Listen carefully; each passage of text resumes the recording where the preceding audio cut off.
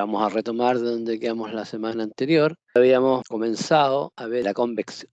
Dijimos que al final, si nos vamos al punto de interés, nosotros calculamos la transferencia de calor entre el fluido y el sólido, por lo tanto, el punto de interés en la interfase, y en este caso, este es el perfil de velocidad.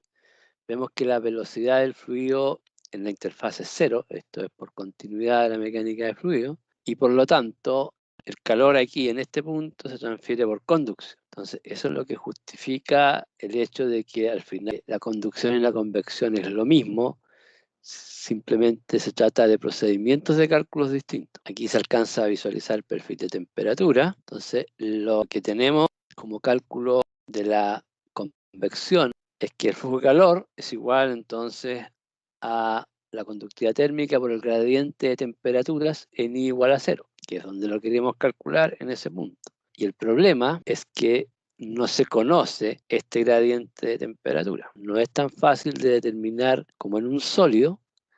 Recuerdan que lo homogéneo lo que vimos es que era un perfil, era una línea recta, y acá es mucho más complejo. Ya, si quisiéramos calcular ese, hay que resolver las ecuaciones Navier-Stokes completa.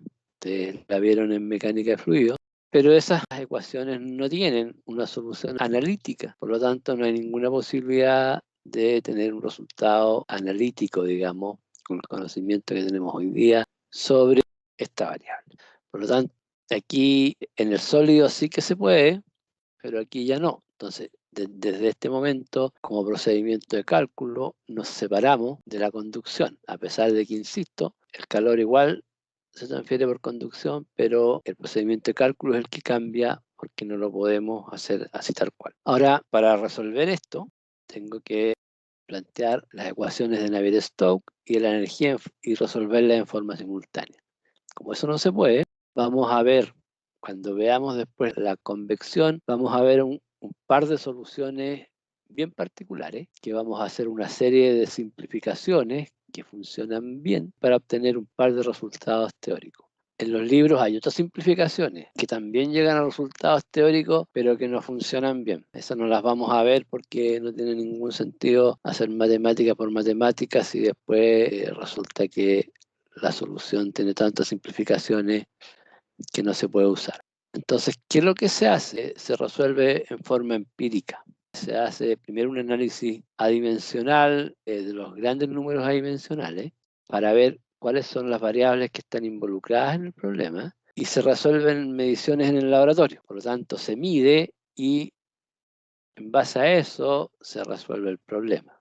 Toda esta solución empírica se lleva a este coeficiente de HC, que es el coeficiente de transferencia de calor por convección. Entonces, lo que uno hace es decir que el Q es igual a HC por delta T. En la experiencia en el laboratorio uno mide el Q y mide el delta T, y por lo tanto aquí despeja el HC y lo despeja para ciertas condiciones específicas. Después vamos a ver algunas correlaciones para calcular el HC en función de la geometría y un par de cosas más. Hay verdaderos tratados para calcular el coeficiente de convección de correlaciones empíricas para este caso. Ahora, ¿por qué se pone algo tan complejo? Se pone una forma tan simple. Es útil porque de esta forma uno puede definir este parámetro 1 partido por HC, que sería la resistencia a la convección.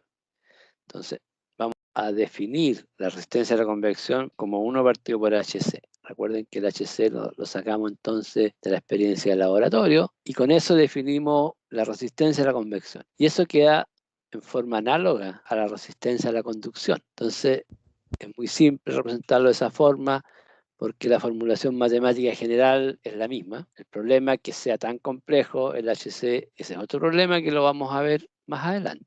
Por ahora, mientras no lleguemos a eso, yo le voy a dar el HC. Siempre va a ser un dato, por lo tanto, mientras no aprendamos a calcularlo con esas correlaciones empíricas, le voy a dar como dato. Lo importante es que lo incorporemos desde hoy a todos los problemas. El HC es watt partido por metro cuadrado Kelvin. Queda con las mismas unidades que la resistencia a la conducción. El K de la conducción es watt partido por metro, no metro cuadrado. Por eso lo divides por el espesor y te queda en metro cuadrado. Entonces, vamos a tener correlaciones para las distintas geometrías distintos regímenes, laminar o turbulento, pero eso lo vamos a ver un poco más adelante. Ahora sí necesitamos, además de eso, ver si se trata de convección natural o convección forzada. Y aquí de nuevo hay un tema que en mi experiencia lo traen mal aprendido. Entonces aquí van a tener que desaprenderlo y aprenderlo de nuevo. Puede que algunos lo tengan claro, pero mi experiencia es que la mayoría no lo tiene. Entonces, debemos definir si un problema es de convección forzada o convección natural. Nuevamente, eso es fundamental porque nos va a indicar qué procedimiento de cálculo vamos a necesitar. En un procedimiento de convección forzada, yo tengo que conocer la velocidad, porque la velocidad del fluido se genera por un ente externo al problema. Por ejemplo, si yo estoy viendo la transferencia de calor entre el aire exterior de una casa y el muro de la casa, yo tengo que definir si es convección natural o convección forzada. Si fuera convección forzada, yo debería conocer la velocidad, porque ¿de qué depende la velocidad en convección forzada? Por ejemplo, ¿de qué depende la velocidad? En este caso, significa que hay viento afuera.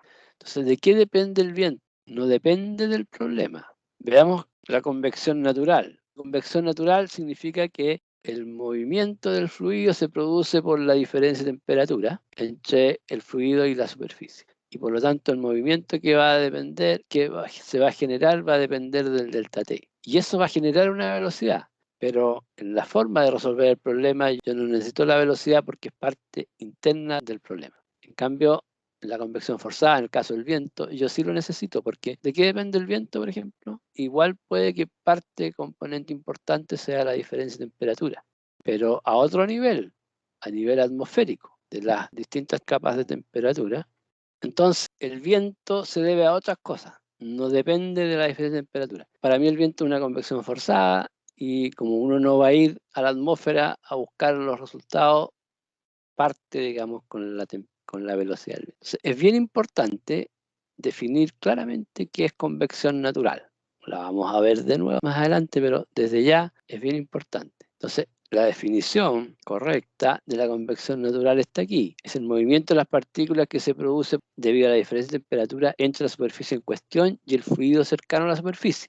Esa es lo único que le llamamos convección natural. Todo el resto corresponde a convección forzada. El viento igual se produce por la diferencia de temperaturas, pero en otro lado, por lo tanto es una convección forzada. Ahí hay un par de ejemplos. Si yo tengo una esfera en el aire en calma, el movimiento se va a producir alrededor de la esfera tal como aparece ahí, y por lo tanto es una convección natural. Si esa misma esfera yo la pongo en el viento, el efecto principal va a ser como aparece aquí, con ese patrón de flujo, y en ese caso depende más que nada de la velocidad del viento, por lo tanto le vamos a llamar convección forzada. Y hay un punto intermedio que no está acá, es cuando los dos tienen un potencial similar, digamos, la velocidad que produce la convección natural es similar a la velocidad del viento. A eso se le llama la convección mixta, que está compuesta por las dos. Y yo les adelanto, en rigor todas son convecciones mixtas, con prevalencia de uno u otro caso. Pero por ahora solamente vamos a distinguir entre esas dos cosas. Entonces, como yo les voy a dar el valor de convección, simplemente le voy a dar un valor único y después vamos a analizar todo el resto del tema. Ahí hay algunos valores de coeficiente de convección libre y forzada, con y sin cambio de fase. Entonces, los valores más bajos del H, entre 2 y 25, son para convección natural de gases. Después viene, ahí se mezcla un poco la convección natural de líquidos, pero también la convección forzada de gases. Tienen un rango similar, dependiendo de las velocidades. La convección forzada de líquidos también tiene un rango mayor. Después vamos a ver que eso va a depender de si es régimen laminar o turbulento. También en régimen turbulento vamos a tener valores más altos. Y cuando hay cambio de fase, los valores de convección también aumentan. Si ustedes se acuerdan, la conductividad de los materiales en nuestro planeta, digamos, tenían una variación muy amplia. Acá de nuevo tenemos lo mismo con los coeficientes de convección.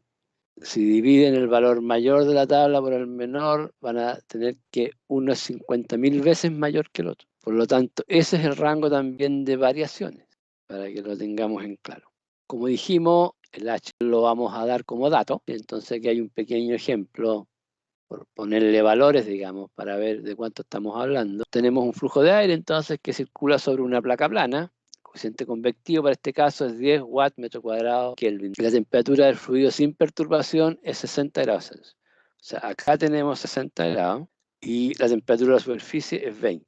Siempre el coeficiente convectivo se da entre el fluido no perturbado y la superficie, porque acá entre el fluido sin perturbación a la superficie, al final dijimos que la temperatura de la superficie del fluido va a ser igual a la temperatura del sólido, por continuidad. Pero esto se llama la capa límite. Cada punto de la capa límite va a tener una temperatura distinta. Por lo tanto, para simplificar el cálculo de nuevo, lo que se hace es simplemente, se hace la experiencia y se considera como temperatura de referencia, entonces la temperatura fuera de la perturbación, es decir, la que tenía el fluido o antes de enfrentar a la placa o la que tiene el fluido muy lejos de la placa donde todavía no ha sido perturbado. Finalmente, el calor es muy simple, lo que vimos antes era el coeficiente convectivo por la diferencia de temperatura y eso me da 400 watts por metro cuadrado. O si lo quieren calcular en función del R, que es 1 partido por H, al final va a quedar lo mismo.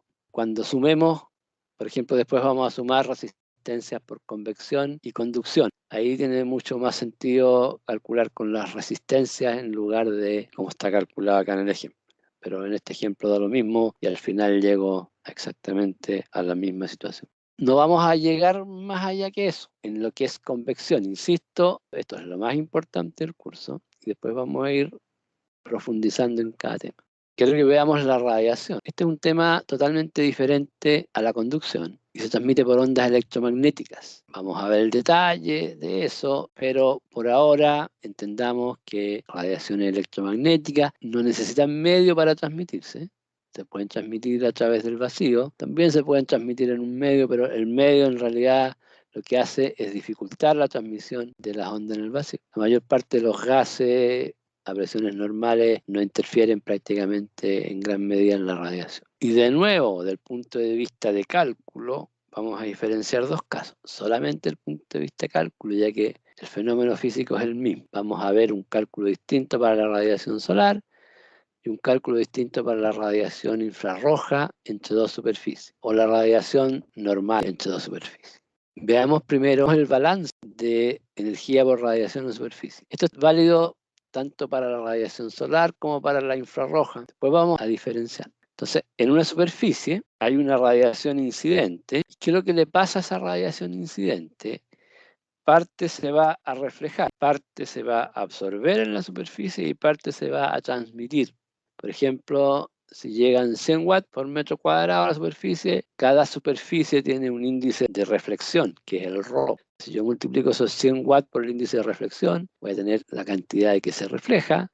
Si yo multiplico esos 100 watts por el índice de absorción, que es el alfa, voy a tener la cantidad que se absorbe.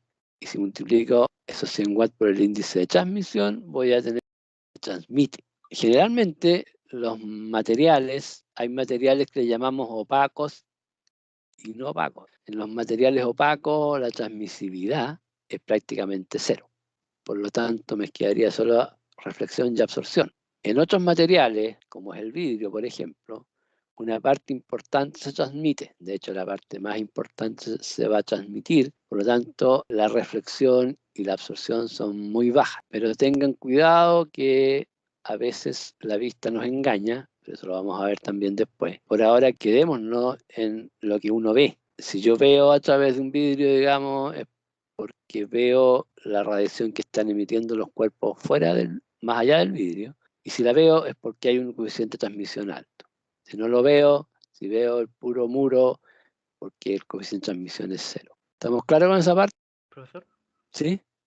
¿cuál es la diferencia entre el alfa y el tau, o los dos valores que están en el objeto? El alfa son los tres valores, son propiedades del sólido. El Rho es el índice de reflexión, que es el porcentaje de la radiación que se refleja. Por ejemplo, un espejo, el índice de reflexión es muy alto, del orden de 0,92 y algo. Después, el alfa es lo que se absorbe, que eso es más difícil de verlo, pero uno puede ver el coeficiente de absorción como la diferencia, porque la suma de todos tiene que dar 1. Y el tau es lo que se transmite. Por lo tanto, se tiene que cumplir que ρ más alfa más tau es igual a 1. Para entender la absorción, si pensamos en un material opaco, es decir, con transmisión cero, podríamos entender la absorción como lo que no se refleja. Por ejemplo, si lo que se refleja es el 10% es 0,1, lo que se absorbe es 0,9.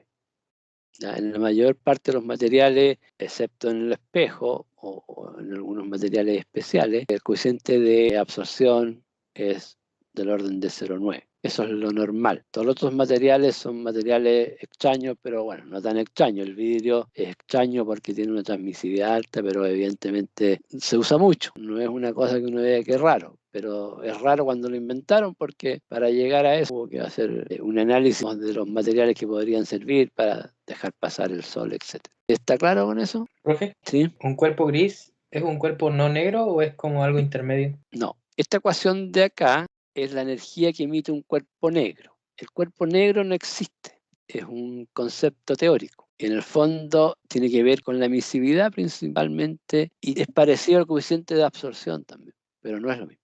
Entonces, la cantidad de energía que emite un cuerpo negro es esta constante de Stefan Boltzmann multiplicado por la temperatura a la cuarta. Y aquí, como tenemos una temperatura a la cuarta, tenemos que usar Kelvin. Esa constante de Stefan Boltzmann es una constante universal que tiene que ver con las constantes fundamentales de los materiales y de la radiación. Después lo vamos a ver también un poco más en detalle. Ese es un cuerpo negro. Como los cuerpos negros no existen, se define el cuerpo gris, que sí es un cuerpo real donde se multiplica por una emisividad. Le ponemos emisividad promedio para no complicarlos después, pero por ahora entiendan qué es la emisividad. Entonces, ¿de dónde viene esa emisividad? Yo calculo, si tengo un cierto cuerpo, una cierta temperatura, calculo cuál es la energía que emite ese cuerpo y después mido la energía que está emitiendo ese cuerpo. Entonces divido el calor que yo medí, dividido por la constante de Stefan Boltzmann por la temperatura de la cuarta, que es el calor del cuerpo negro, y tendría la emisividad. O sea, la emisividad en el fondo se define como el Q medido, llamémoslo, partido por el Q ideal de un cuerpo negro.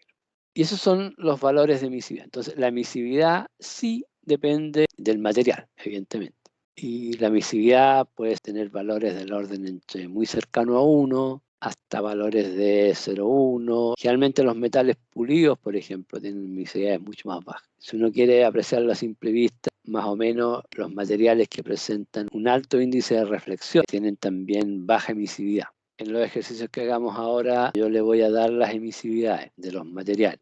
Yo sé que es mucho pedirle muchas cosas, pero prefiero hacer eso y partir desde un principio el curso con convección, conducción, radiación y ponerlo en todos los problemas, que venir a incorporar la radiación en 4 meses más y que después lo que pasa es que se les olvida meter la radiación cuando la radiación es parte importante en todos los casos. Entonces ahora hacemos la diferenciación entre los casos. Lo anterior era válido para las dos formas y bueno, ahora dijimos que íbamos a diferenciar dos casos desde el punto de vista de cálculo, la radiación solar y la radiación infrarroja. Para el caso de la radiación solar, el I va a ser un dato. Si quieren calcular el I, tienen que hacer el curso de energía solar, pero en el curso de transferencia de calor, I siempre va a ser un dato, que es el valor de energía solar incidente en la superficie de la Tierra o sobre una superficie. Eso normalmente se mide, también es empírico. Y el valor de I, por ejemplo, solar en una superficie horizontal, en un cielo despejado, es del orden de 1000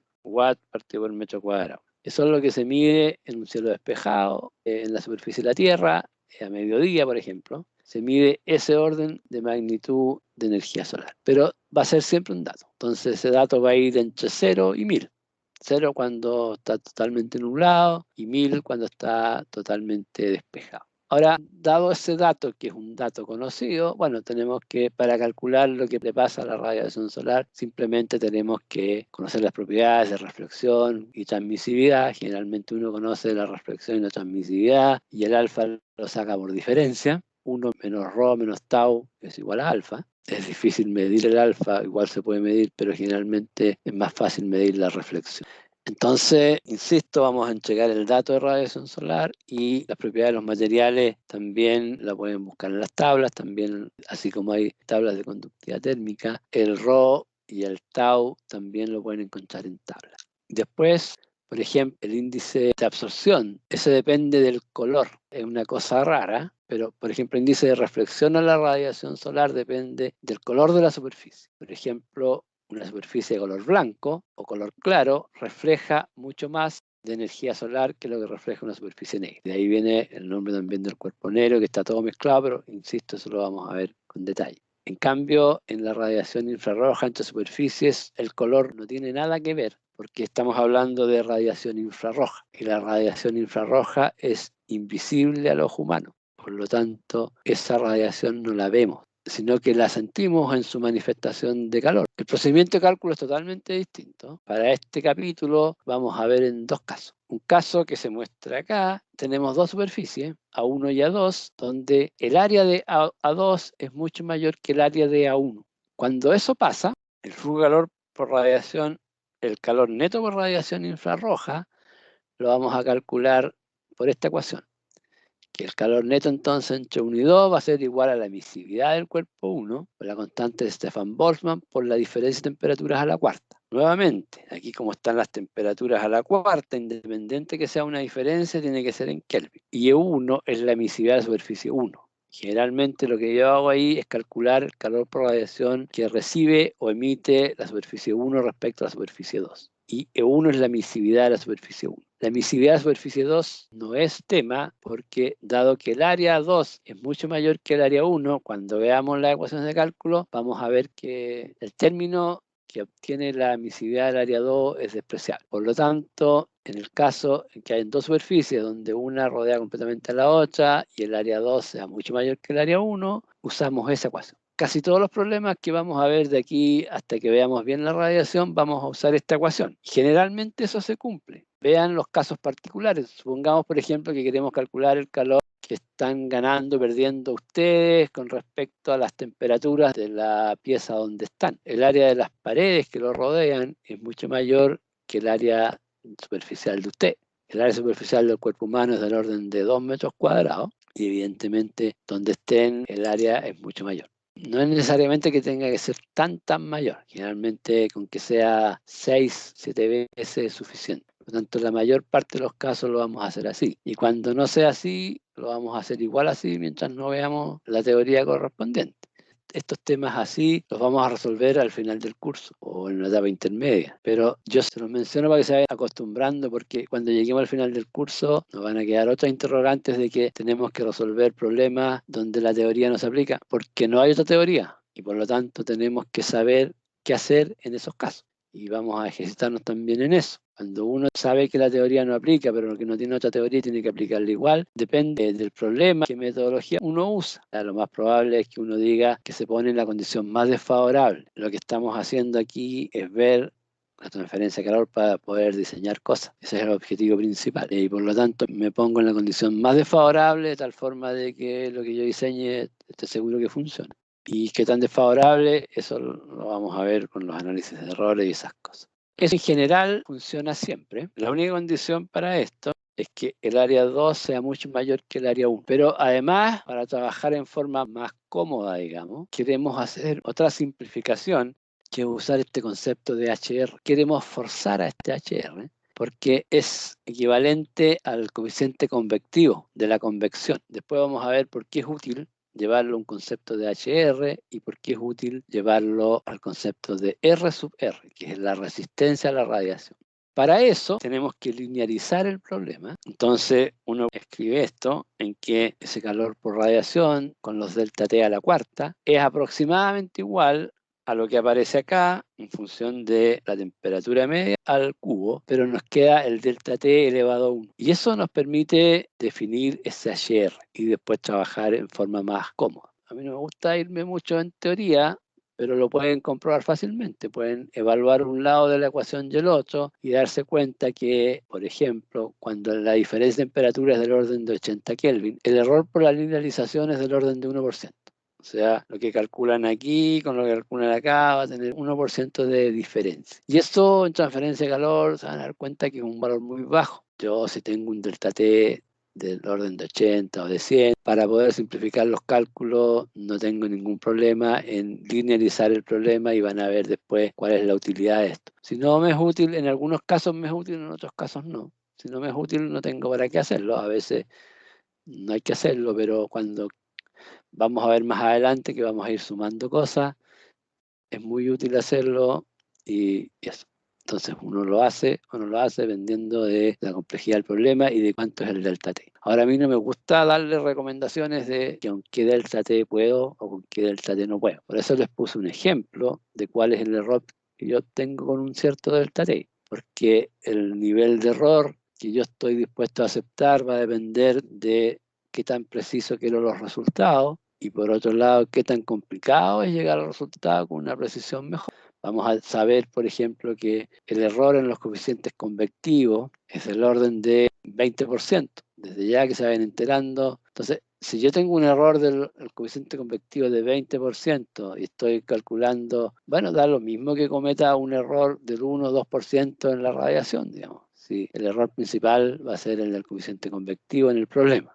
Ahora, si estoy calculando de forma muy precisa, ahí es distinto. Y ahí uno tiene que ver, vamos a ir ejercitando ese tipo de cosas. Ahora, lo bueno es que llegué a esto, entonces el calor por radiación también es el delta T elevado a 1 dividido por la resistencia a la radiación, que es 1 partido por HR. Y el HR tiene esa expresión relativamente simple, pero depende de las dos temperaturas. En este momento yo puedo usar grados Celsius de nuevo, en este delta T, pero acá, en esa temperatura, tengo que usar Kelvin. Tienen que tener claro eso. Yo les podría decir, usen siempre Kelvin, no se van a equivocar nunca, es verdad. Pero también les voy a pedir que se esfuercen en saber cuándo pueden usar, cuándo no, porque si bien nosotros podemos decidir trabajar solamente con Kelvin, el resto de la gente trabaja con Celsius. Entonces tenemos que saber, para poder comunicarnos y no equivocarnos, mejor aprendemos a usar de las dos formas. Pero cada vez que el delta T o la temperatura esté elevado a algo distinto que 1, tiene que usar Kelvin y si no, puede usar Celsius. Entonces, como resumen, tenemos que de las tres formas de transferencia de calor que identificamos como procedimientos de cálculo, al final las tres las podemos llevar a este concepto de delta T partido por R, donde la forma del R es distinta. En la conducción,